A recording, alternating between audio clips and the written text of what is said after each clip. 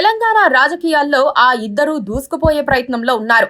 CM Revanth Reddy నాయకత్వాన్ని సవాలు చేస్తోన్న బీఆర్ఎస్ వర్కింగ్ ప్రెసిడెంట్ కేటీఆర్, మాజీ మంత్రి హరీష్ రావు రోజు ఒక కొత్త వ్యూహంతో ముందుకు వెళ్తున్నారు.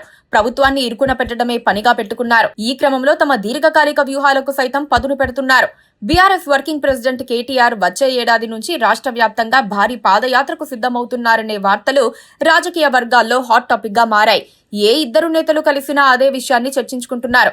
క్షేత్రస్థాయిలో బీఆర్ఎస్ శ్రేణులు, పార్టీ సానుభూతి పరులతో మాస్ కాంటాక్ట్ ప్రోగ్రాం నిర్వహించేందుకు కేటీఆర్ పాదయాత్ర ఉపయోగపడుతుంది. 10 ఏళ్ల పాటు బీఆర్ఎస్ పాలనలో ఎక్కడ అభివృద్ధి జరిగింది, ప్రభుత్వ పొరపాట్ల వల్ల ఎక్కడ ప్రజా వ్యతిరేకత పెరిగిందని తెలుసుకునేందుకు కేటీఆర్ పాదయాత్ర ప్రామాణికం కాబోతోంది. కార్యకర్తల్లో మమేకమయ్యేందుకు కూడా పాదయాత్రను ఒక టూల్ గా వాడుకోవచ్చు. బీఆర్ఎస్ ఓడిపోయిందని కేటీఆర్ చేతులు ముడుచుకొని కూర్చోలేదు. డే 1 నుంచే రేవంత్ రెడ్డి ప్రభుత్వంపై సమరాన్ని ప్రకటించారు. కాంగ్రెస్ పార్టీ హామీలు కొండంతా, చేస్తున్న పనులు గోరంతా అన్న విషయాన్ని ఆయన ఎప్పటికప్పుడు జనం ముందుకు తీసుకెళ్తున్నారు. రోజుకు 2 పూటలా మీటింగుల్లో పాల్గొంటూ ప్రజా సమస్యలను ప్రతిబింబిస్తున్నారు. బీఆర్ఎస్ కార్యకర్తలు నీరుగారిపోకుండా చూసుకుంటున్నారు. రాష్ట్ర సమస్యలను తరచూ ప్రస్తావిస్తూ ఆయా అంశాలను లైవ్లీగా ఉంచడమే కాకుండా ఏదో ఒక రోజున రేవంత్ రెడ్డి మెడలు వంచాలన్న ఆకాంక్షతో కేటీఆర్ పనిచేస్తున్నారు. హామీ ఇచ్చిన ఉద్యోగాలెన్ని, ఇప్పుడు నోటిఫికేషన్ వచ్చింది ఎన్ని ఉద్యోగాలకు, ఆపై నియామకాలు ఎన్ని ఉద్యోగాలకు జరిగాయి ఇలాంటి గణాంకాలు ఆయన చకచక అప్పజెప్పేస్తున్నారు. రేవంత్ రెడ్డి తప్పిదాలు కరెక్ట్ గా తెలిసిన నాయకుడు ఎవరైనా ఉన్నారంటే అది కేటీఆర్ అని చెప్పుకోవాలి. పైగా తమ ఓటమికి కారణాలను కేటీఆర్ నిజాయితీగా ప్రకటించారు. తమ కళ్ళు నెత్తికెక్కి ప్రవర్తించామని ఒప్పుకున్నారు. అసెంబ్లీ ఎన్నికల్లోపు రాష్ట్రాన్ని చుట్టి రావాలని కేటీఆర్ సంకల్పించారు. అందుకు ఒక సెంటిమెంట్ కూడా ఉంది.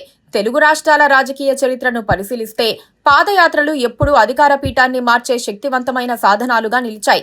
గతంలో ఉమ్మడి ఆంధ్రప్రదేశ్లో వైఎస్ రాజశేఖర్ రెడ్డి చేపట్టిన ప్రజా ప్రస్థానం కానీ, ఆ తర్వాత చంద్రబాబు నాయుడు నిర్వహించిన వస్తున్నా మీకోసం, వైఎస్ జగన్మోహన్ రెడ్డి చేపట్టిన ప్రజా సంకల్ప యాత్ర, తెలంగాణలో రేవంత్ రెడ్డి, బట్టి విక్రమార్క, వైఎస్ షర్మిల చేసిన పాదయాత్రలు, ఇవన్నీ ప్రజాభిప్రాయాన్ని ఏ విధంగా ప్రభావితం చేశాయనే అంశాలపై కేటీఆర్ ప్రత్యేకంగా అధ్యయనం చేస్తున్నట్లు సమాచారం. ఈ యాత్రల ప్లస్లు, మైనస్లను విశ్లేషిస్తూ తన రూట్ మ్యాప్ను సిద్ధం చేసుకుంటున్నట్లు పార్టీ వర్గాలు చెబుతున్నాయి. ప్రజా సమస్యలు, ప్రభుత్వ వైఫల్యాలు, కాంగ్రెస్ ప్రభుత్వం అధికారంలోకి వచ్చిన తర్వాత ఇచ్చిన 6 గ్యారంటీల అమలులో జరుగుతున్న ఆలస్యం, లోపాలను ప్రజల్లోకి బలంగా తీసుకెళ్లడమే కేటీఆర్ ప్రధాన లక్ష్యంగా కనిపిస్తోంది.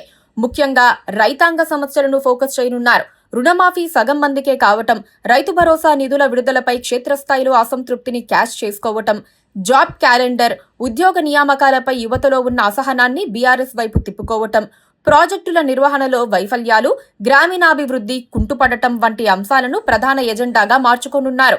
బీఆర్ఎస్ 10 ఏళ్ల అధికారంలో ఉన్నప్పుడు నాయకులు ప్రజలకు కొంత దూరమయ్యారనే విమర్శ ఉంది.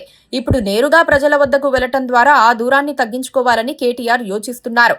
ప్రతి నియోజకవర్గంలో స్థానిక సమస్యలను తెలుసుకుంటూ ప్రజలతో మమేకం కావటం ద్వారా పార్టీ శ్రేణుల్లో కొత్త ఉత్సాహాన్ని నింపవచ్చన్నది ఆయన ఆలోచన.